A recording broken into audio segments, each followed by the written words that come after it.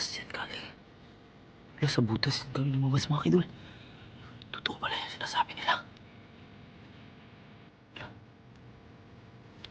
Tapos masayaw-sayaw pa. Sobrang kakatakot sa mukha. Wala, ba't sumasayaw yan? Parang ano siya. Parang alam niya na nandito tayo ba? Wala.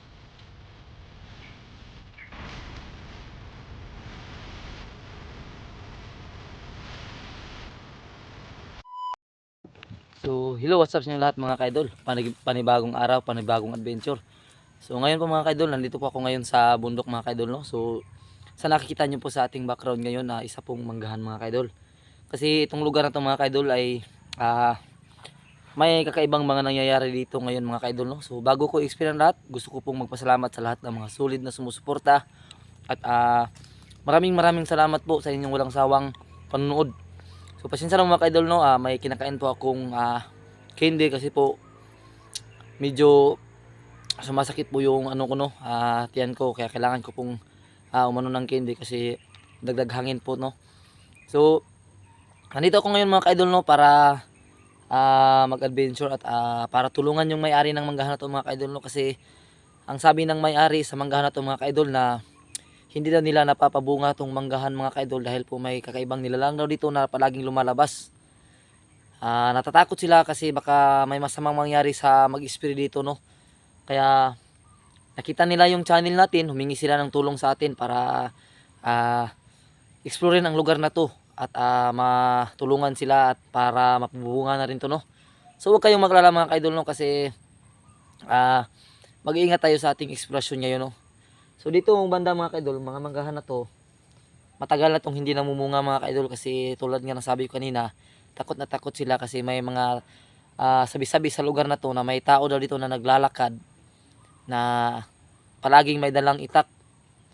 So subukan nating explorein itong buong manggahan mga kaidol at sana matulungan natin yung may-ari dito, no. At may sabi rin yung may-ari sa atin na bibigyan tayo ng kunting tulong pag napaalis natin yung kinakatakutan nila dito. So samahan niyo po ako ngayon mga kaidol.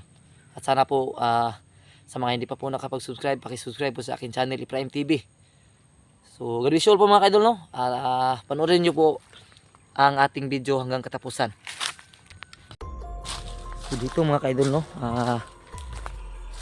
marami daw natatakot dito kasi may biglang lumalabas dito na mga kakaibang nilalang, no. Isa na ang kinakatakutan nila is yung sinasabing naglalakad na tao daw dito na palaging may dalang itak. So dito sila natakot mga kaidol, no, kasi sabi nila dito daw lumalabas, may butas daw dito mga kaidol. So kasama ko pa yung may-ari kanina mga kaidol, pero sabi ng may-ari hindi na siya sasama, no, kasi natatakot din siya sa mga kwento-kwento. So dito sa butas na to lumalabas yung sinasabi nila mga kaidol, no. Hindi natin alam kung anong klaseng nilalang yun, pero sana naman, no, matulungan natin yung may-ari kasi nangako naman siya na tutulungan niya rin tayo. So wala naman tayong napapansin na kakaiba dito mga kaidol. Wala naman kakaiba sa butas ito, medyo mababaw lang. So tabi-tabi po.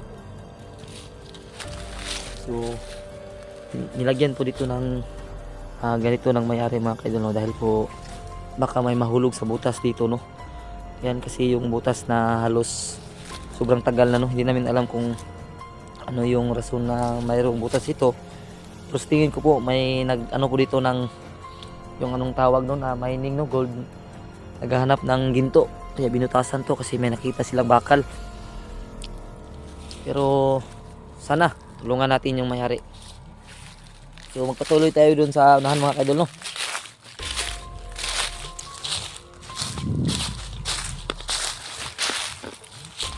So yun mga kaidol, wala naman tayo napansin kakaiba dun. Magpatuloy tayo dito.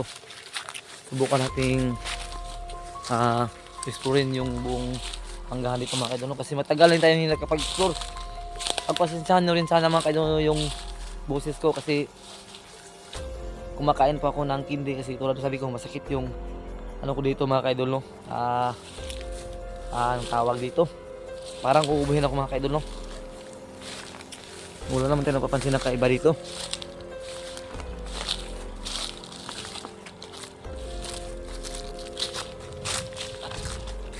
Medyo mataas pa to. So, hinto muna tayo mga kaidol, magmasid-masid tayo kasi bandang alas, anong oras ngayon no? Tingnan natin sa cellphone. So alas 4:30 na mga kaidol no. So ang sabi ng may-ari na bandang alas 5 to alas 6 lalabas daw yung kakaibang nilalang dito no, na sobrang kakaiba talaga yung nilalang na nakikita nila dito. Sana makita natin at masaksihan no, kung ano ba talaga nilalang ang sinasabi ng may-ari no. Kasi panibagong adventure naman itong mga kaidol. Sana isa natin ang mga kababalaghan dito at mapalayas natin yung sinasabi nilang killer daw kasi may palaging dalang itak. So bago ako off ka muna saglit mga kaidol no, maaari ko bang i-shoutout yung mga sulod na sumusuporta sa amin. So unang-una sa lahat po no, maraming salamat po kay Ma'am Red Rose, kay Idol Rose de Los Santos, kay Idol Nestor Balanrayos family, Sinis family, kay Idol Dina Laganhon, kay Idol Susan Kadukoy, ang Irlinda o Balatukan, kay Idol Alito, sa iba pa naming mga solid supporters no, Ma'am Susan Kadukoy, Susan Wenceslao, maraming salamat po talaga sa inyong lahat. Ma'am Zerms, salamat sa inyong walang sawang suporta, kay Idol Zaida M. Jacob, kay Idol Jid Caniso at sa iba pa, maraming salamat talaga no. So ngayon lang ako nakapunta dito mga kaidol kasi hindi ako nakapagtrabaho mga kaidol no, dahil meron pong nangyari sa atin na hindi inasahan no. So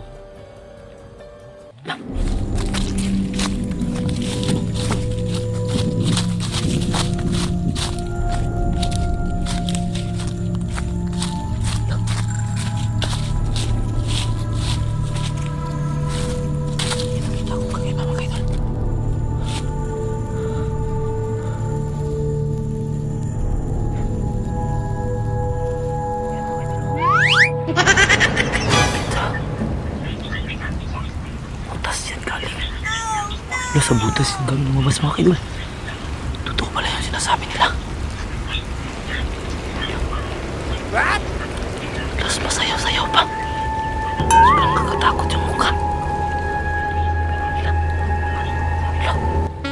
Bakit sumasayaw yan? Parang nag-ano siya. Parang alam yan na nandito tayo.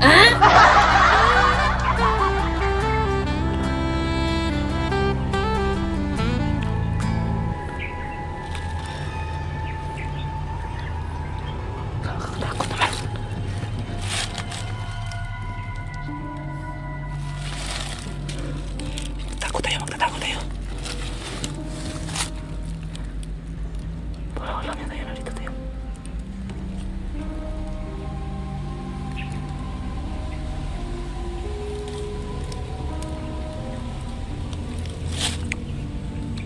Parang alam niya, nandito tayo mga kaidol.